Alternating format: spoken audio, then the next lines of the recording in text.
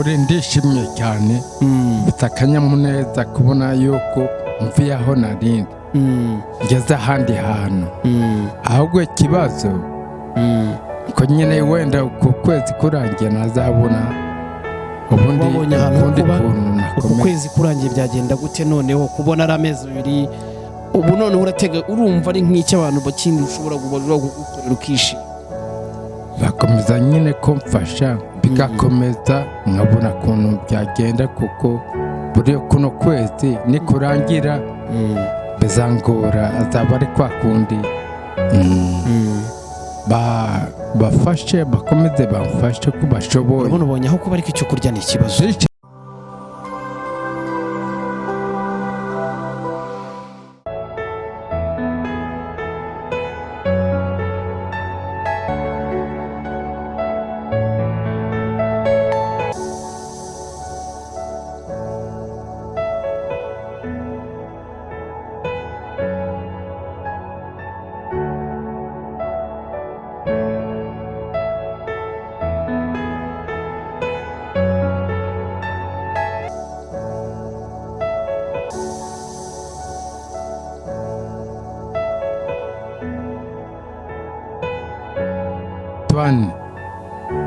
ashimira umuryango wa Berke Foundation ku nkunga bamaye muri aka kanya.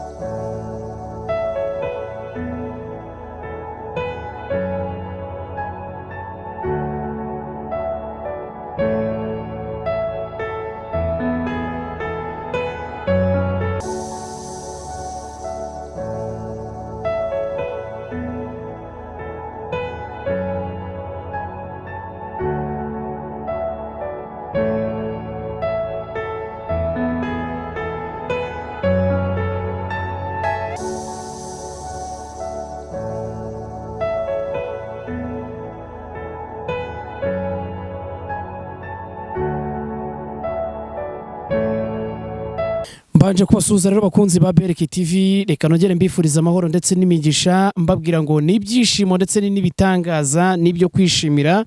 Uyu munsi wa none ndababwira ngo nanjye ubwanjye nishimye, muri buka aha hantu mpagaze cyangwa se ahantu muri kubona uyu musaza nubwo mubona yabashije guhindura utwenda, nta kundi byari kugenda nyine, ntabwo yahera muri turiya twenda, burya hari ubwo Imana itabara.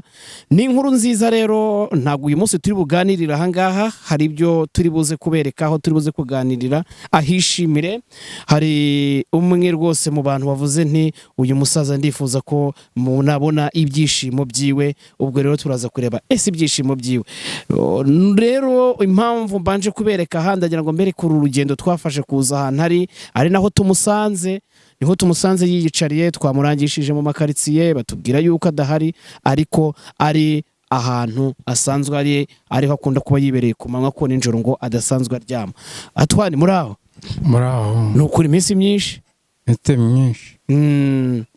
Tugusanze hano nanone waba ahantu uba wibereye, ariho wita iwawe? Aha niho mba nibereye kenshi na kenshi. Kenshi na kenshi. Abantu bajya bambaza ngo ntago umukobwa wawe murabonana? Nta n'ubu ntabwo turabonana. Ntabwo urabasha kumubona? Oya. Ubu se muri iyi minsi wenda nk'umukobwa wawe nta n'akanunu urabyumvaho ko ashobora kuba yarakugarukiye? Nta namba? Nta koko mu mahanga ni mu mahanga nyine, kugira ngo bingereho biragoye. Ese ubu ubonye tike wabasha kujyayo? Mbonye tike nashaka kuntu na mutima howe ugifite imbaraga. Akaza. Hanyuma rero ni inkuru nziza, tugiye kukujyana ku nzu aho ugiye kujya uburi. Murakoze. Ni umuntu watubwiye ntimumushakira ahantu ho kuba aba yibereye, ariko mbwira n'abantu ngo umuntu ashobora kuba afite ahaba ariko ejo akabura nanone ayishyura inzu bakomeze kugufasha, sibyo? Nibyo, ndishimye cyane. Tugiye gukorana urugendo, ntabwo turi buganire ibintu byinshi. Hanyuma twana nyuma yuko tugenda cyangwa yuko tubona, ntabwo ubu ngubu warudukumbuye uvuga ni abantu banjye? Nabatekerezaga n'ubundi kuva muza kunsura hano, reka mvuga se nzongera kubabona ryari. None Imana ikoze ibitangaza, turongeye kubonana, turabona, kandi munzaniye n'inkuru, iyo inkuru nziza. Inkuru nziza kuri Antoine. Ibyishimo ni ukuri. Hanyuma rero ntago ndi bubashe kuvuga ngo abantu ni ukuri n'ibitangaza, babwiza ukuri mwe abantu mwe, nanjye ari inkuru numva ikankora ku mutima. Dushimira ababyeyi bari hara mu bihugu byo hanze bakomeje kwitanga ndetse no gufatanya natwe muri uyu murimo kuko gukora igikorwa cyiza nk'iki ngiki. Antoine, President, ko wahinduye umwenda noneho byagenze ute? Ndi umwenda, hari umuntu wongeye kumaka agapantaro gutyo. Wongeye kuguha agapira?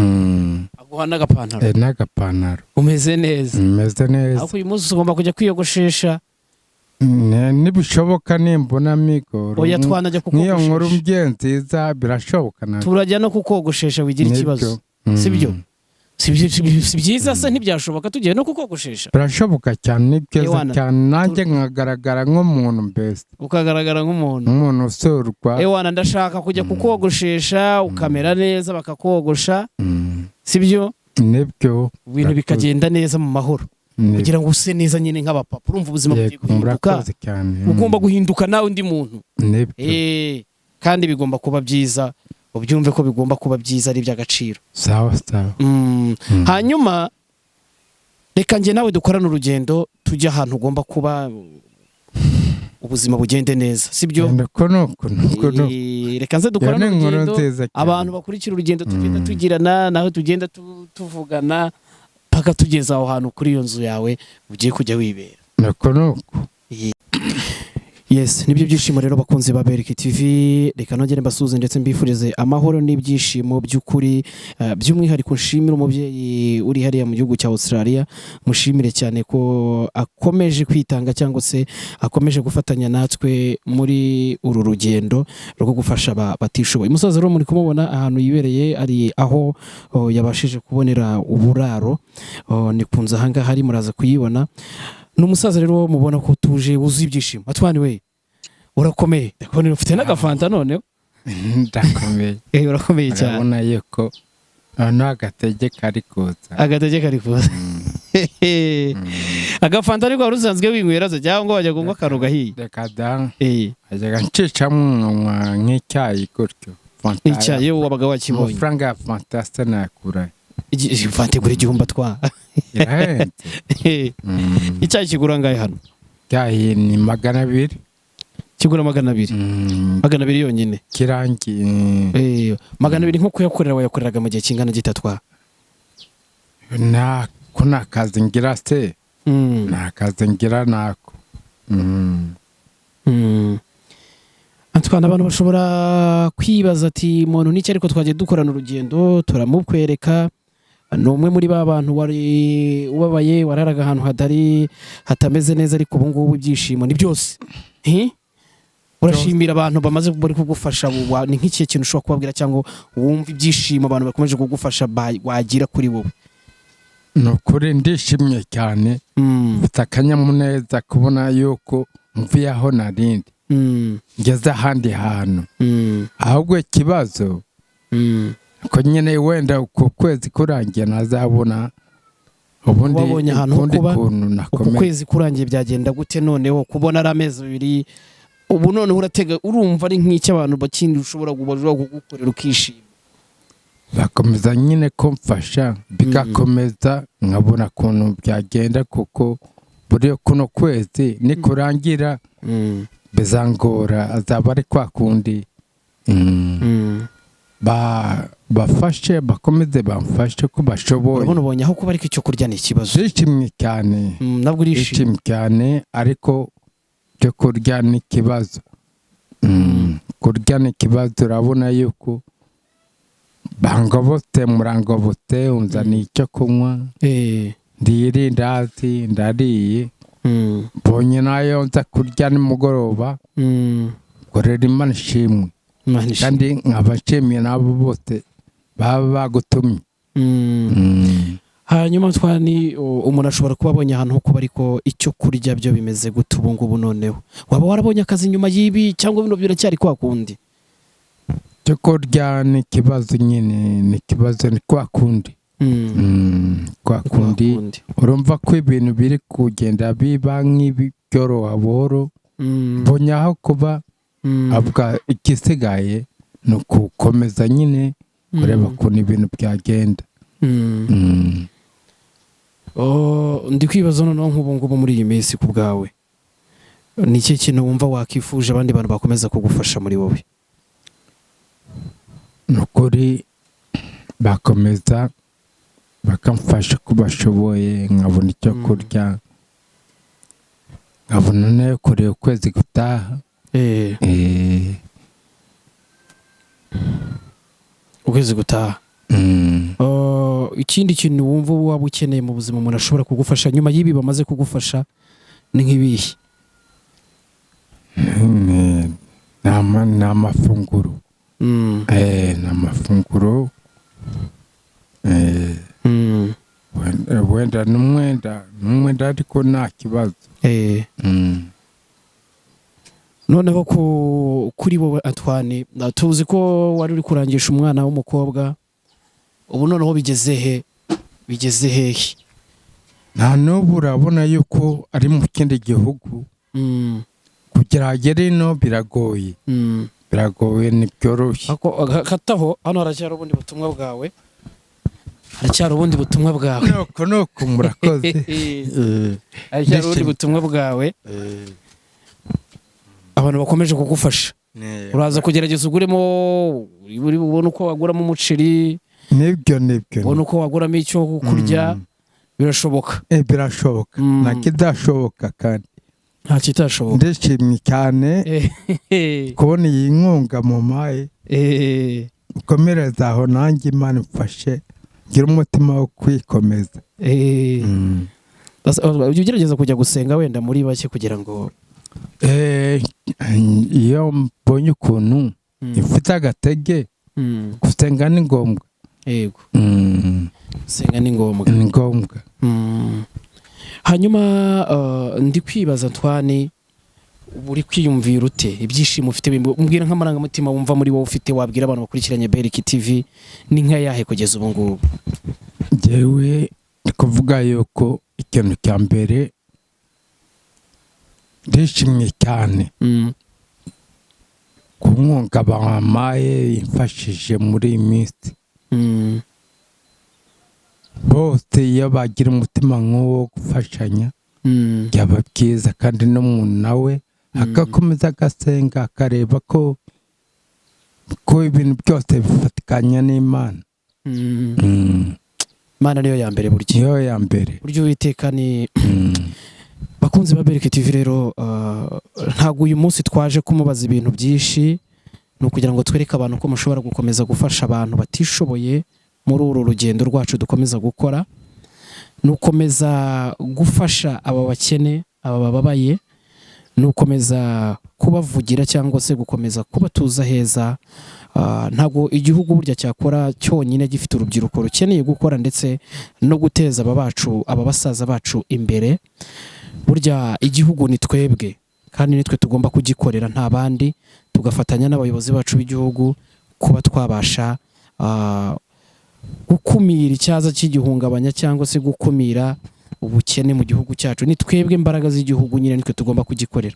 N'ibyishimo no kuba uyu musaza yabonye indaro cyangwa se harambika umusaya kurusha uko yari ameze hariya mbere, ariko akaba avuga ko bibaye byiza yabona ubundi bufasha, kuko niba hari umugiraneza ubashije kumwishyurira ese andi mezi akurikiye inyuma ntibazamusohora mu nzu kandi nta kazi afite. Ubaye rero bishobotse hari icyo ufite nawe wakongera ukamwongera, cyangwa se ukagira icyo umuha ukamwongerera inkunga yo kugira ikintu umuha kugira ngo ibintu bikomezeho kumuryohera. Urabona ko aravuze ati fanta kuyinywa nabwo ntabwo nari kuyifashisha. Si iyo fanta uko bayita atwa Preza, iyo fanta uko bayita Mengarekoka yitwa Mirinda. Mirinda. Yitwa Mirinda. Nufise karyohereye. Kararyohereye amaraso mu mubiri. Gusomeza amandazi numvise ari byiza cyane. Ni byiza cyane. Oya, uko uzajya ugira ikibazo jya uhamagara, cyangwa se umpamagara uvuga ati muhungu wanjye nanjye sinshobora kuzajya nkuburira. Nibyo cyane, murakoze. Ntuzicwe n'inzara duhari. Ntuzicwe n'inzara duhari.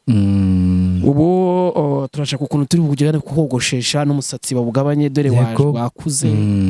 Siko bimeze? Niko bimeze, murakoze cyane. Hanyuma abantu urabashimira bingana iki bakomeje kukwitangira cyangwa se kugutekerezaho?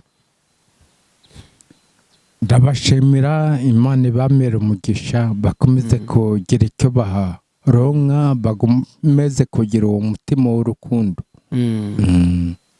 Umutima w'umuntu. Aba babyeyi urabashimira gute? Bara babyeyi, uyu mubyeyi ndamushimira ku nkunga mpaye, ndayibonye ngezeho. N'abandi bakomerezaho. Nawe uyinzaniye urakoze. Oya, nzajya nkora nkugeraho. Ntabwo kukugeraho uri umusaza uri mu kigero cya ba data nyaboneka. Ntabwo umuntu yakanga kukugeraho kandi mvuye hariya narindi ngeze ahandi ahantu. Uyu ugomba kumera neza. Kandi ntekereza ko Beriki TV tuzabigiramo uruhare natwe kugira ngo dukomeze kugira ute gukorana nawe. Twakishimira ko ejo hari n'umuntu, niba hari umugiraneza waba ufite n'akazi wavuze ko akazi kizamuha agakora, akazi ko kurinda nk'amaparitoma wagashobora. Ikinyicano kibitera n'imibereho gusa. N'imibereho gusa. Akazi nagashobora. Akazi wagashobora. Uvuze ngo rero bagira neza n'ukuri, n'uwaba afite akazi yawe yamurangira agakora. Ndifuza ko twafatanye kugira ngo uyu mubyeyi amere neza, kandi narababwiye ngo n'uwamenya aho abana be bari, umwana w'umukobwa yamubwira ko papa wagiye hari kandi ubuzima bumukomeranye, mu gihe yaba afite ubushobozi akabasha kumufasha. Abantu muri Burundi, abantu muziranye n'abantu muri Burundi, ndabinginze musharinge iyi linki. Arya umwana wawe ngo yitwa nguki kugira ngo Antoinette. Mwatandukanye afite imyaka ingahe? Yari akiri muto, sinibuka neza. Ko nageze no muri 96. Muri 96. Ariko yari atangiye kugenda atariga amashuri. Yari akiri muto. Urumva ashize nk'imyaka nka 20 na muri iki gihe. Irimwo hafi 27. Hafi 27. Irimwo. Ubwo rero ndibaza abantu bari Bujumbura bamukugezeho mubwira ati papa wawe papa wawe ariho aho twenda twanahindutse nyaboneka ndacyariho agapantaro mbona gashaje ariko no gushaka ukuntu umuntu yaza kugurira n'utwenda turagerageza muri iyi minsi nibyo murakoze cyane tukugereho tukujyane mu gakinjiro murakoze cyane murabona yuko tuzana gutembereza i Kigali nta kuntu merewe n'ubu mukomereza murakoze cyane kandi oya nta kibazo twani cyambere se nk'ariya twanyuze ubundi nifuzaga ko iriya ndobo y'amandazi yose uyirya oya ntabwo nayamara ntabwo nayamara kandi ndishimye nayo ndiye yose ndishimye nifuzaga ko wayirya ukayimara ugafata n'ibindi ahubwo kuki utahapfunyitse kuyimara kuko byo inkunga mbonye aho munkuye ndumva byose hoya ntugire ikibazo cya mbere nuko duhari kandi tugukunda noneho niki wabwira abanyarwanda muri rusange cyangwa n'abantu bari hanze b'abanyarwanda n'icyo kintu wababwira dore turi kwitegura amatora nyakubahwa perezida wa repubulika y'u Rwanda Paul Kagame mbese ibintu bimeze neza n'icyo ushobora gushimira abanyarwanda cyangwa se abantu bakomeje kwitanga mu gufasha abantu mu muryango wa Berk Foundation ngewe mbishimiye ni ukugumana uwo mutima w'urukundo wo gufashanya Imana ikakomeza kuba umugisha n'uwo mutima reka tugushimire kandi tuzakomeza kugusura abantu baturaza kubereka inzu ariko bagomeza bagira umuhate wo kukwishyurira cyangwa bakurangira akazi ubashe kuyishyurira nibyo murakoze umuntu ufite akazi yamurangira akabasha gukora yararizamu yacunga ibintu runaka kwikorera ntiyabishobora bitewe n'ikibazo cy'uburwayi nabwo afite ariko akazi kizamu cyangwa gucunga amaparitoma umupapa ubona ko atuje ave apfa kuba ryaryama yambaye nta kindi rwose reka tugushimire kandi Uwiteka Imana akomeze kubana nawe murakoze cyane ndishimye Imana ibamere umugisha oya nawe Uwiteka akomezanye nawe njyewe rero reka mbashimire nanjye cyane mbifurize amahoro ndetse n'imigisha mbishimire kugira urukundo ndetse no kubana n'abantu neza ndetse nongere nshishikarize nyaboneka mwabagabo mwe mwita abagore banyu ngo kuko bafite abana bafite ubumuga bwo kutagenda iyi ngeso muze kuyireka umugore ni umuntu ukomeye mu buzima ahubwo umugabo ikindi umugore ni umuntu w'agaciro uba waraharaniye kugira ngo urugo rwawe rwubakwe rukomere nimubirengagize reka njye mbashimire Uwiteka akomeze kubana namwe nari w'abanyarwanda murakoze